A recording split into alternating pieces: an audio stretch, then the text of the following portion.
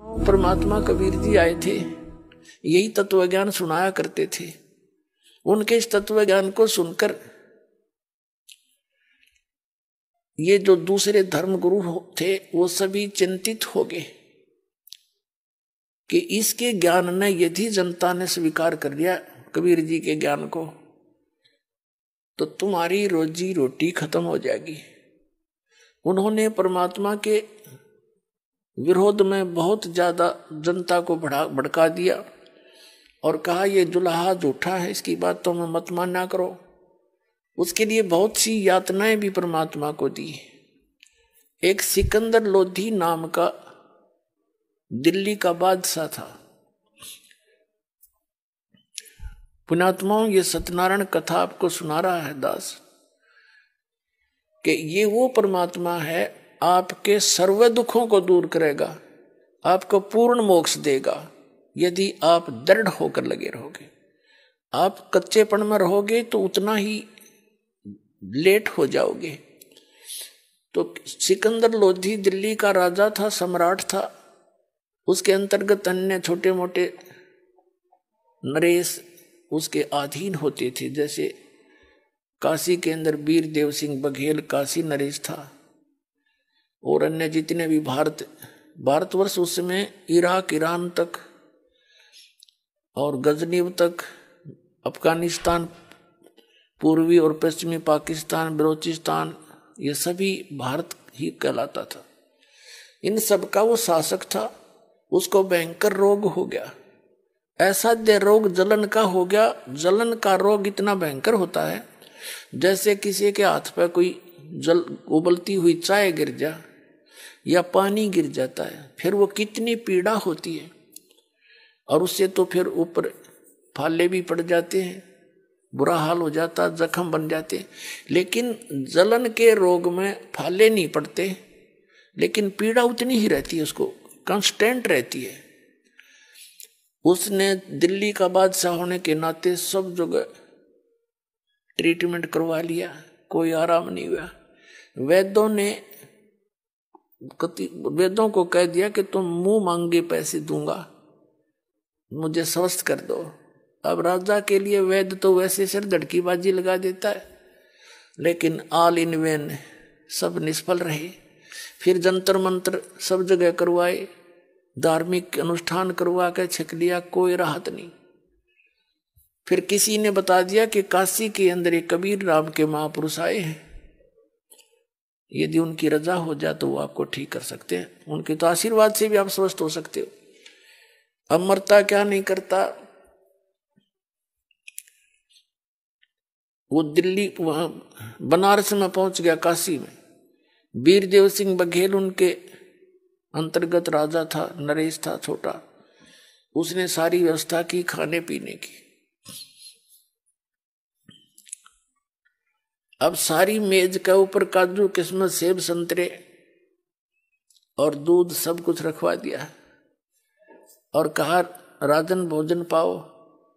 सिकंदर कहता है कि वीर सिंह, मैं तेरी खातिरदारी से, तेरी यजमानी से घना खुश हूं, लेकिन मैं खा नहीं सकता, मेरा कुछ खाया नहीं जाता। मैं यहां एक काम आया हूं, एक संत है कोई कबीर नाम का, और सुना है वो मेरे रोग का नाश कर सकता है, क्या आप जानते हो उसे? वीर देव सिंह बघेल पहले ही उनके शिष्य हो चुके थे उनकी लीला देख के, काशी नरेश। तो वीर देव सिंह बघेल ने कहा कि राजन, आप अब ठीक ठिकाना आ गए हो, ये परम संत परमात्मा आए हुए हैं। अपने आत्माओं ऐसे कहने से असर नहीं होता, जब स्वयं बीतले है ना, जब जच्चा सचमुच या तो सच्ची कह रहे थे। कहने का भाव ये है कि सिकंदर लोधी ने कहा कि उनको बुला कर लाओ, मैं बहुत दुखी हूं।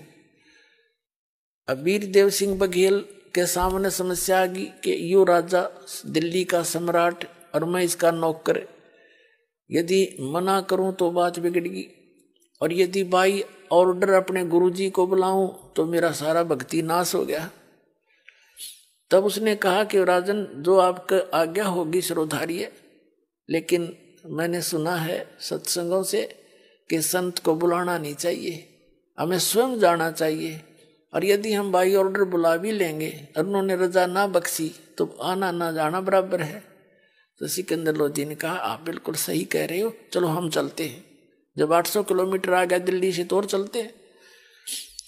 तो शाम का समय था। शाम के समय कबीर परमेश्वर जी स्वामी रामानंद जी के आश्रम में आते थे आरती के समय। सिकंदर लोधी और वीर देव सिंह बघेल, काशी नरेश, ये दोनों राजा स्वामी रामानंद जी के आश्रम के सामने पहुंचे। वहां एक पहरेदार बैठा था, गेट कीपर, सेवादार। उसे कहा कि वीर सिंह ने पहले ही आगाह कर दिया कि महाराज जी से आज्ञा लेकर आओ कि दिल्ली के बादशाह सिकंदर लोधी आए हैं और कबीर जी से मिलना चाहते हैं। तो पर उस जो गेट पर रहता था सेवादार, उसने कहा कबीर साहब अभी आए नहीं है। तो उन्होंने पूछा क्या कब आएंगे? कि आएंगे अवश्य, पर ये नहीं कह सकते कब आएंगे, आरती से पहले आते हैं, अभी समय है आरती में घंटा आध घंटा।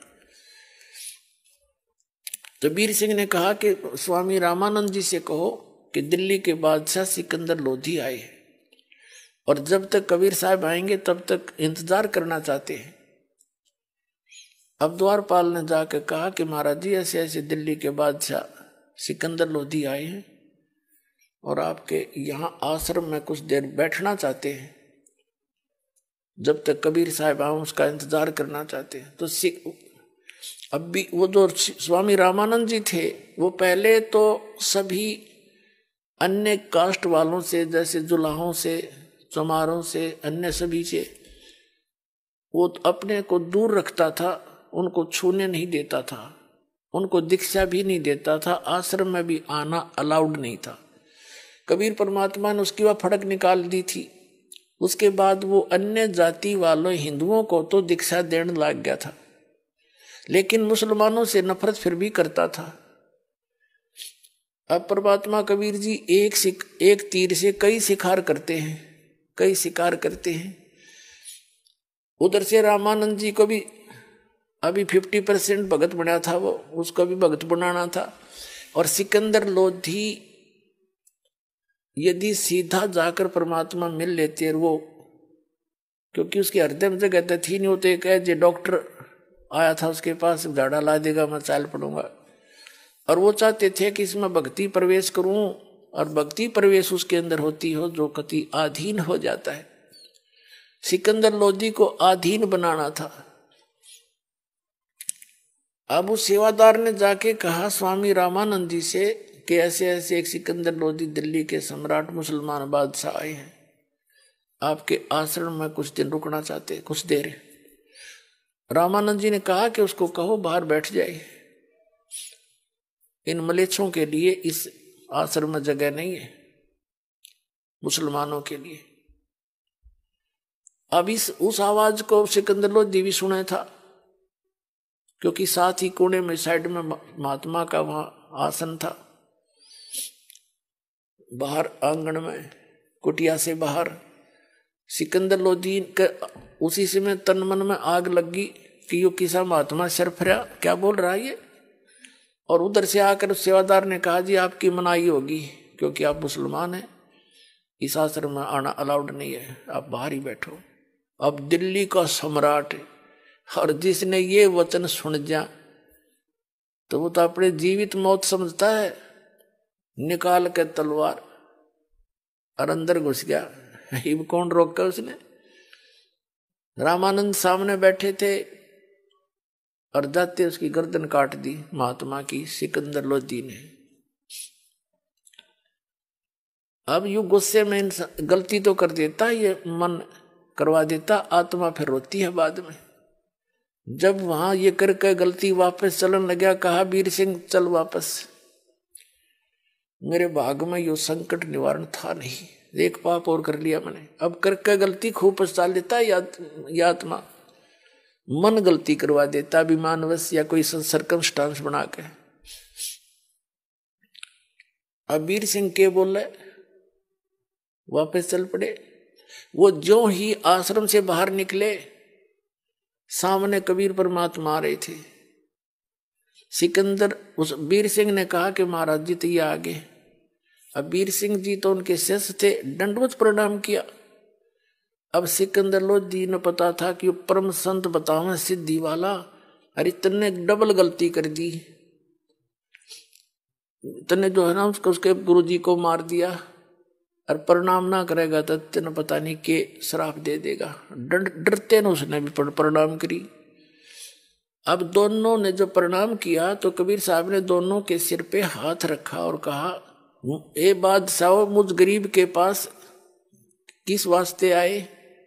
ऐसे सिर पे हाथ रखा तो सिकंदर लोधी का जो रोग था उसी समय एक शांत हो गया, जैसे जलते पर बर्फ डाल दिया करे। तो सिकंदर लोधी ने कहा, पक्की जचगी के संत नहीं हो तो अल्लाह है। चरण पकड़ लिए, रोए रोए। तो परमात्मा ने कहा, उठो राजन। सिकंदर लोधी कहने लगे, भगवान मुझे माफ कर दो, अल्लाह की जात मुझे माफ कर दो। तो परमात्मा ने, कबीर जी ने कहा कि क्या बात है, माफ कर दिया? उठो कि नहीं, मैंने बहुत घोर अपराध कर दिया, क्षमा करो मुझे। परमात्मा ने कहा कबीर जी ने कि कुछ भी तेरा दोष है, अपराध है, सभी अक्षमा कर दिया। वो तो जानी जान थे। उठो बैठो एक बार, रो ना। तब उन्हें रोते रोते बताया कि मैं आया था इस वास्ते, और स्वामी जी ने ऐसे ऐसे वचन बोल दिए, मैं सहन नहीं कर सका, या मेरी दुर्मति थी और मैंने आपके गुरु जी की हत्या कर दी, मुझसे गलती बन गई। परमात्मा ने कहा कि तेरी गलती नहीं है, इनका संस्कार ही ऐसा था, आपके हाथों ही इसकी मृत्यु थी। ये तो लेख लिखे हुए थे, इसमें कौन रोक सकता है, आप चिंता मत करो। अब सिकंदर लोधी ने सोचा, रे तेरा गजब भैया, गुरु जी की मौत हत्या कर रखी, इतना शांत बोल रहा है तो सचमुच भगवान है। कहने लगे, आजा तू जाइए ना सिकंदर। परमात्मा बोले, अभी जाना नहीं, इनका अंतिम संस्कार करा के जाना, नहीं तो लोग थूकेंगे तेरे को, निंदा का पात्र बन जाएगा।